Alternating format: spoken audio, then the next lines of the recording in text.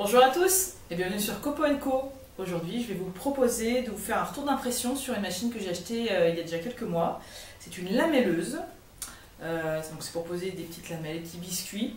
Et donc c'est de la marque NL ou de la marque ANL, je ne sais pas trop comment ça se prononce. Et le modèle, c'est le modèle, je vais vous dire ça tout de suite, TCBJ 900. Donc ce que je vous propose, c'est de vous la faire voir de plus près, de façon à ce que vous voyez de comment elle est composée, de quelle partie elle est composée, qu'est-ce qu'il y a dans la machine quand on l'achète. Et puis après de faire un petit test avec vous. De cette manière, je vous ferai part un petit peu de mes impressions tout au long du test, qu'elles soient bonnes ou mauvaises, des points forts et des faiblesses que j'ai pu constater au cours de mes différentes tentatives. Et puis de cette manière, si vous envisagez de l'acheter ou d'en acheter une autre, eh bien peut-être que ça vous permettra d'avoir quelques points de vigilance sur certains détails que j'ai relevés. Allez, je vous emmène, c'est parti pour le petit tour du propriétaire. Alors, moi lorsque j'ai acheté cette machine, elle m'a été livrée dans un petit coffret en plastique que je vais vider un petit peu. Donc voilà, très succinct, avec un petit mode d'emploi pour la fraiseuse à lamelles, les consignes de sécurité, une clé ici qui va servir à démonter la lame qui sert à fraiser, une clé à ergot, c'est comme pour les meuleuses en fait. Et ici vous avez un petit raccord qui sert pour l'aspiration. Une fois qu'il est en place, avec le petit clip ici, vous pouvez vider plus facilement le sac. À savoir que ça a quand même tendance à se remplir très rapidement. Donc si vous avez vraiment plusieurs lamellos à poser, le mieux c'est peut-être encore de brancher ça non pas sur le petit sac, mais de brancher la machine directement sur un petit aspirateur à copeaux. Par contre, il ne me semble pas qu'il y ait de raccord qui soit prévu. Alors, on va parler de la machine en elle-même.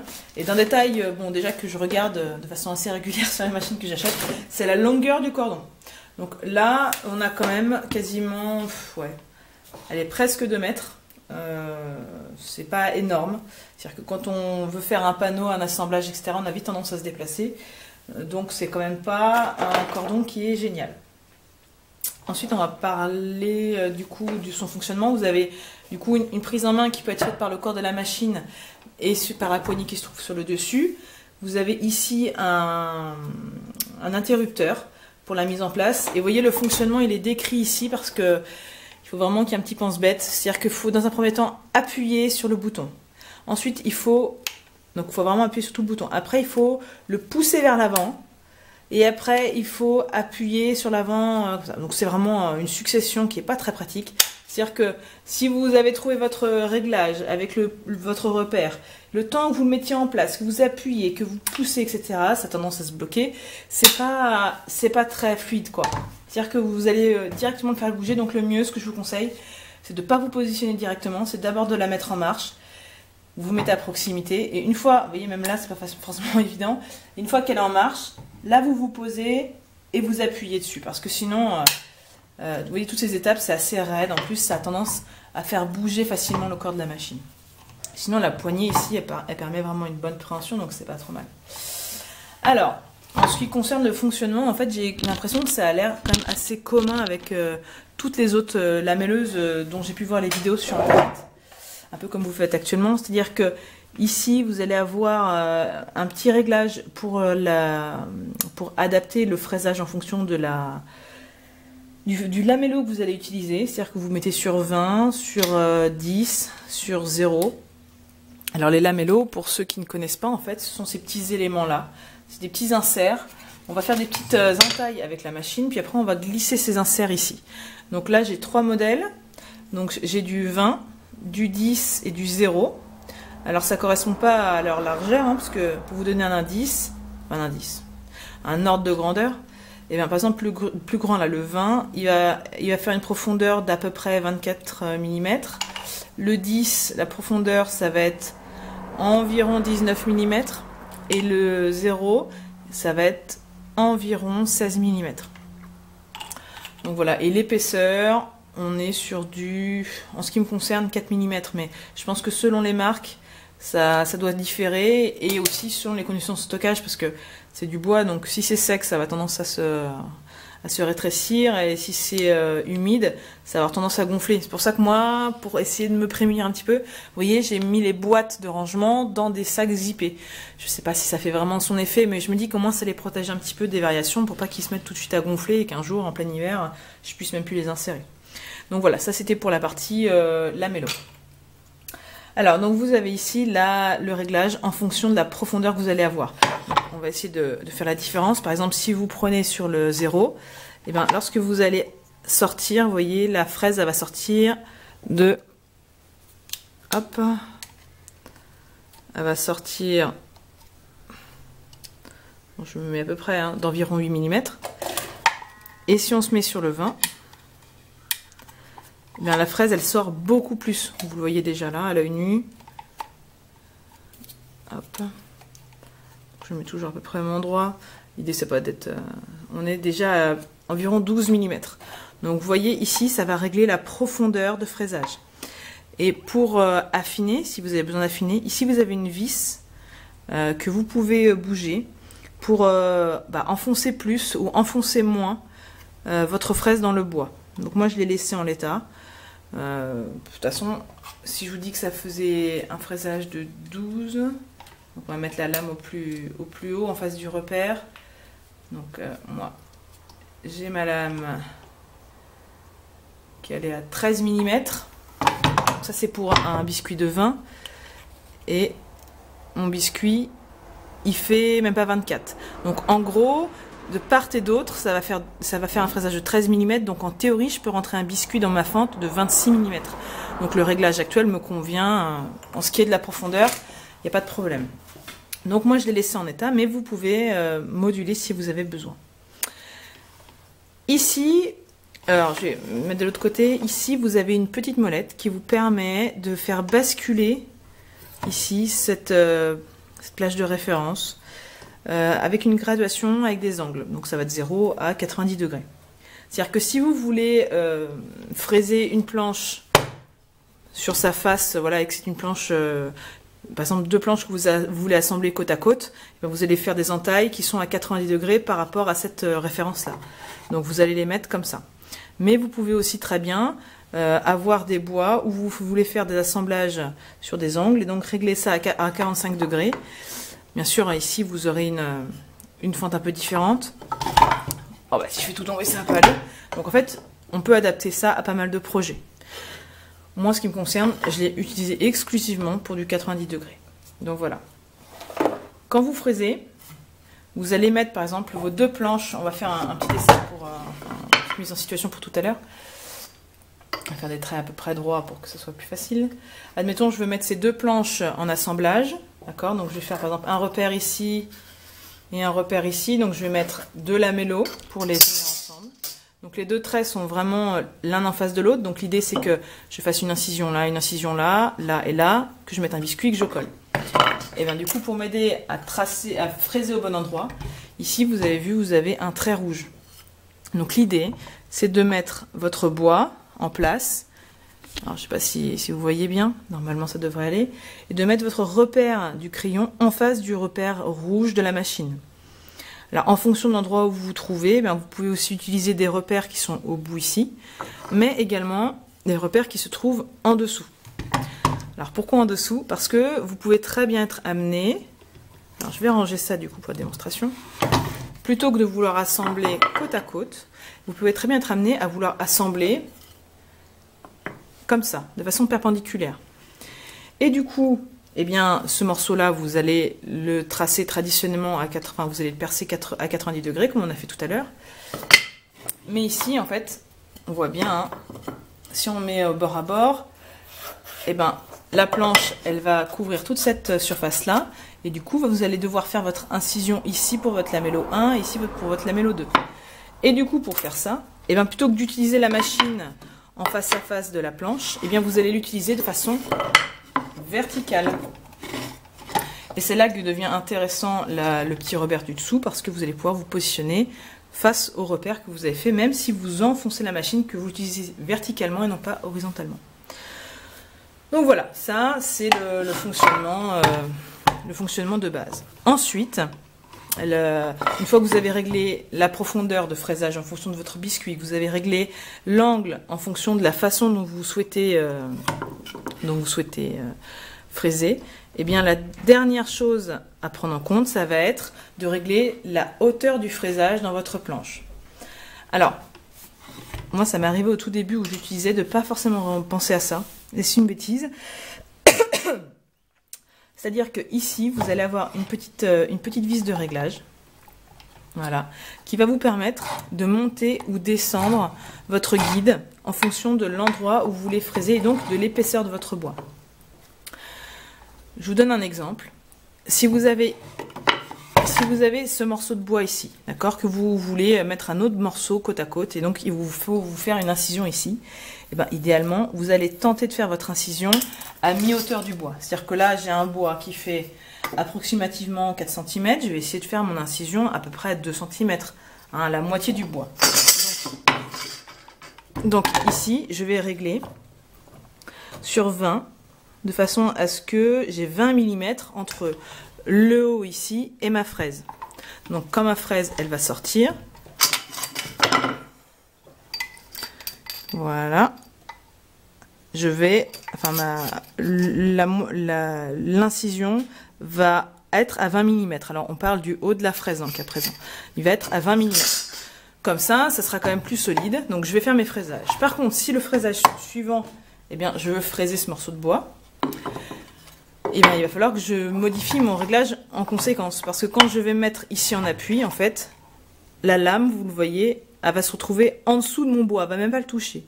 Donc, il va falloir que je refasse la manip. C'est-à-dire que je regarde quelle est l'épaisseur de mon bois. Donc, on est sur du 20 mm, enfin même pas, 18 mm. Idéalement, il faudrait que je sois à peu près à 9 mm, donc à la moitié de ma planche pour faire mon fraisage. Et donc là, je vais desserrer. Je vais même mettre sur 9 mm. Et du coup... Donc je vais mettre à moitié pour que vous puissiez voir.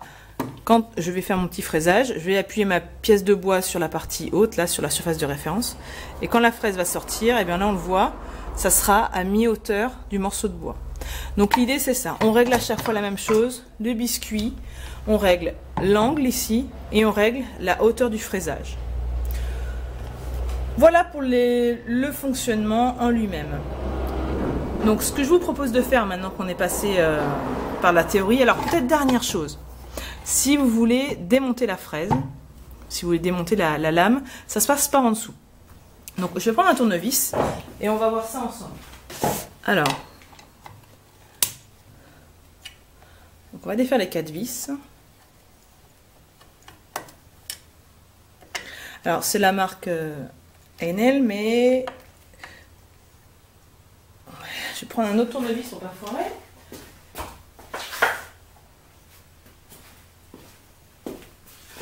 Je pense très clairement qu'elles ont quand même toutes un fonctionnement qui est assez similaire. Voyons, il faut avoir un petit peu de poigne. C'est un coup à abîmer la vis.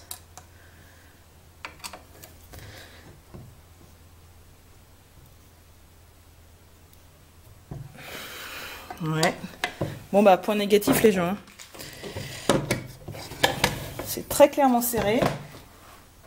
Voilà. On entend d'ailleurs le bruit, hein, ça résiste. En même temps, il faut pas que ça bouge, hein, on est d'accord. On va bien se tenir, bien appuyer.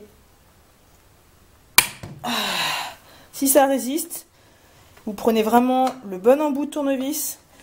Vous appuyez très fort en même temps que vous tournez. Sinon, vous allez foirer la tête de vis et après, vous ne pourrez plus l'enlever. Ah, il y a des petites rondelles. Des petits joints, donc on va faire attention. Il y en a 2 qui sont restés en place, 2 qui sont tombés. Donc, je précise que la machine est débranchée. Hein, ne vous amusez pas à faire ça avec la machine branchée. Donc, voilà, l'aspiration n'est pas spécialement efficace. Donc... Ici, on a accès à la lame. Et du coup, pour la sortir, eh ben, ça va être un peu comme une meuleuse. C'est-à-dire que vous allez prendre votre clé à ergot ici. Vous allez pouvoir vous mettre dans les 2 petits trous qu'il y a sur la lame. Vous voyez, ça fait tourner. Et si vous voulez le démonter, eh ben, vous allez tourner et sur le dessus, vous avez un petit bouton noir là. Voilà. Et vous allez l'appuyer. Vous allez faire tourner la lame et à un moment il va s'enfoncer. Là c'est ce qu'il vient de faire, vous voyez mon pouce est vraiment foncé.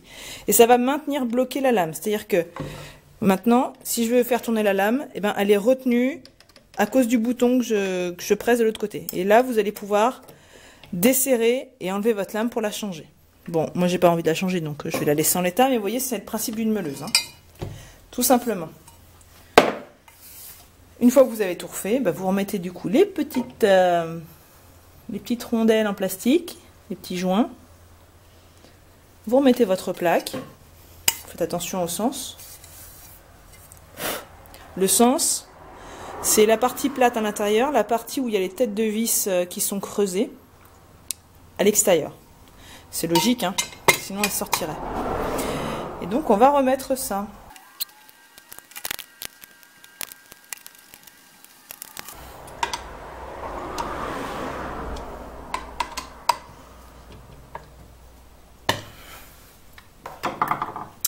Et voilà. Donc ce que je vous propose maintenant, eh bien, c'est de passer à la phase de test. Donc j'ai pris ces deux petits morceaux de bois là. Et ce qu'on va faire, eh bien, c'est qu'on va tenter de les assembler juste à plat joint, comme ça, côte à côte. Donc il y a les deux petits repères que j'ai tracés tout à l'heure, qui vous voyez ici sont vraiment bien en face l'un de l'autre. Et donc on va faire ça avec un biscuit de vin, enfin 2 biscuits de vin. Et puis on va voir ce que ça donne. Allez, c'est parti, je mets en place. Donc là, vous voyez, je vais aligner mon repère avec le trait de mon crayon.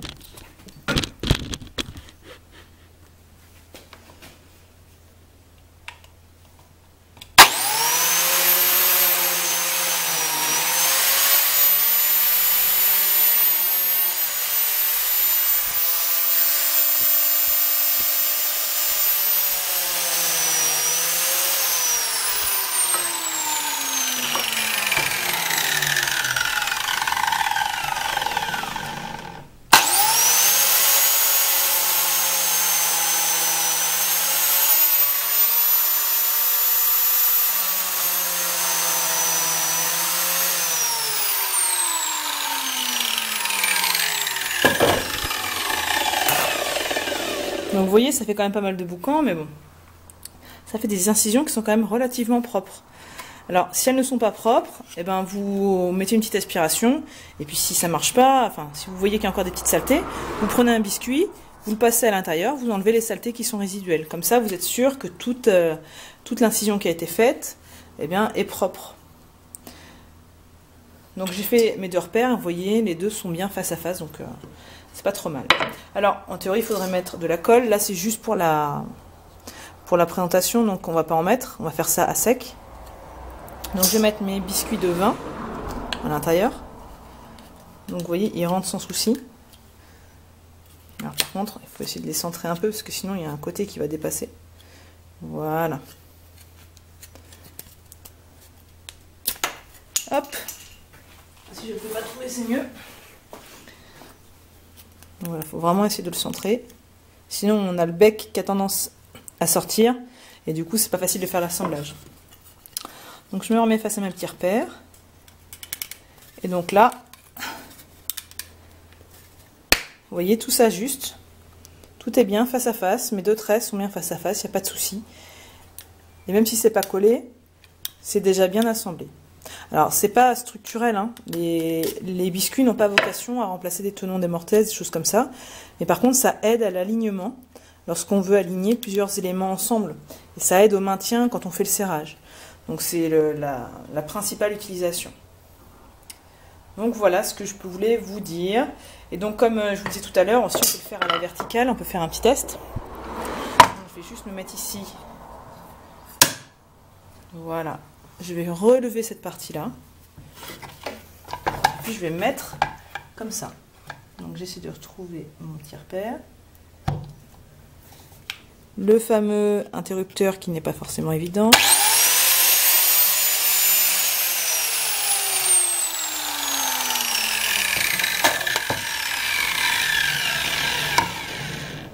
Alors vous voyez, si je devais faire une remarque par exemple, en position verticale, la machine n'est pas assez retenue par le petit ressort et elle a tendance à descendre un petit peu seul. C'est-à-dire que quand vous voulez faire un assemblage en mettant de façon perpendiculaire la machine et le bois, eh bien, le temps que vous mettiez la machine en marche, eh bien, ça va avoir tendance, mine de rien, un petit peu à bouger. Et du coup, la lame va faire bouger le bois qui est en dessous et votre repère ne va plus être bien mis en place. Donc, ce qu'il faut faire, visiblement, c'est quand même tenir la pièce. Sauf que, quand on veut mettre la pièce en butée de quelque chose pour que la pièce et la machine soient toutes les deux bien alignées verticalement, comme dans le cas présent, ben ça laisse plus grand chose, plus grand place pour mettre un petit serre-joint. Donc on va quand même essayer là avec le petit espace qui nous est offert. Mais c'est pas forcément évident. Surtout qu'en position verticale, je trouve que l'interrupteur est très mal placé, il devrait être un petit peu plus haut, ce serait plus simple. Donc je recommence, en tout cas j'essaye.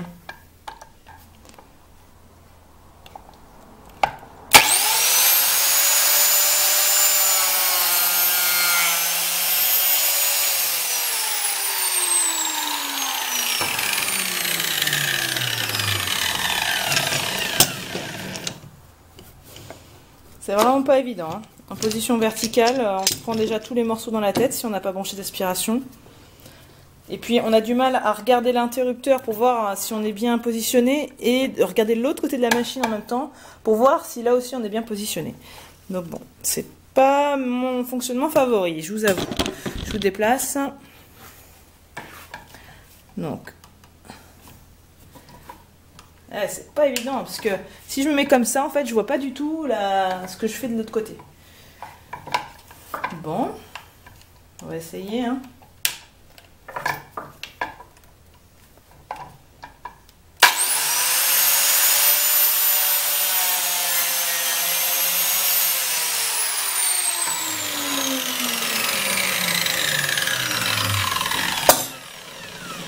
Alors, je pense pas vous en avoir parlé, mais en plus du bruit que vous avez qu'on sait tout seul, la machine est vraiment très très lourde. Alors c'est bien pour les biceps, mais elle est vraiment super lourde, quoi. Donc je pense qu'à l'usage, c'est assez fatigant. Donc on a nos deux incisions.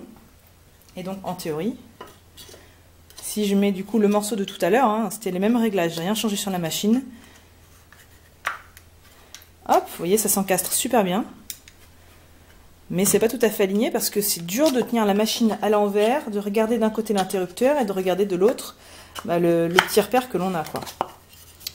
Donc bon, je suis assez mitigée là-dessus. Hein. C'est-à-dire que pour un usage tout à fait traditionnel à plat, pourquoi pas, mais vous voyez, on a vite fait de varier de 1 mm ou 2 et du coup c'est plus du tout aligné, quoi.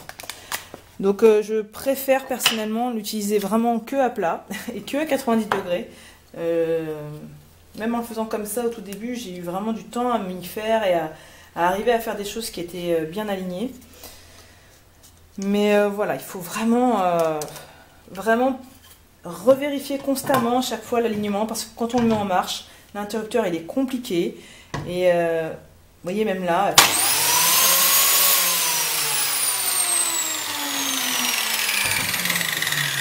Et l'interrupteur fait systématiquement bouger la machine. Donc il faut d'abord le mettre en place à proximité du lieu où on veut fraiser. Une fois que c'est mis en place et que c'est en marche, là on se positionne vraiment définitivement et on incise. Sauf que quand on est en position verticale, eh ben, c'est pas évident. Voilà. Donc je vous laisserai vous faire votre propre avis. Pour des assemblages simples, il n'y a pas de souci. Mais sinon ça devient très, très vite aléatoire comme réglage.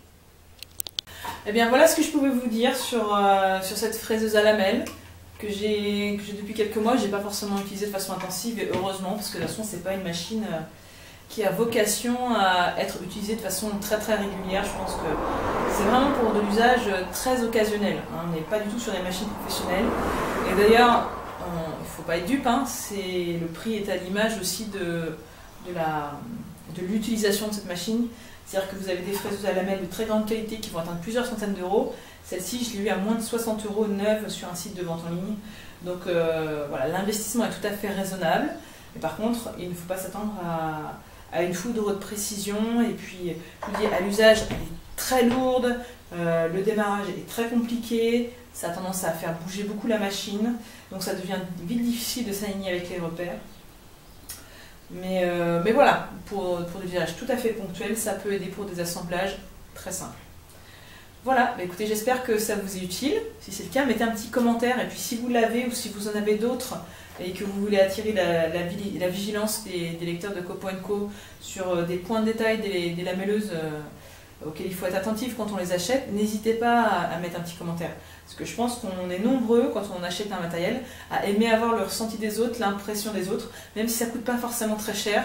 On n'aime pas mettre notre argent à la poubelle, on veut savoir dans quoi on se lance. Donc n'hésitez pas à enrichir cette conversation sur les fraiseuses à lamelles, à nous faire part de vos expériences bonnes ou mauvaises. Et puis je pense que ça servira vraiment à tout le monde. Voilà. Si vous voulez être tenu au courant aussi des prochaines vidéos que je posterai sur mon matériel, parce que j'en ai d'autres qui sont en préparation, que certains d'entre vous m'ont demandé et d'autres que je vous ai proposé, eh bien n'hésitez pas à cliquer sur le logo de Copo & Co qui se trouve juste là, en bas à droite de l'image. Comme ça, vous recevrez une petite notification quand je posterai mes prochaines vidéos. Voilà. Et bien écoutez, je vous remercie d'avoir visionné ça. Je vous dis à très bientôt sur Copo & Co. Et puis en plus de poser des petits biscuits, n'oubliez pas, faites plein de copeaux. À bientôt.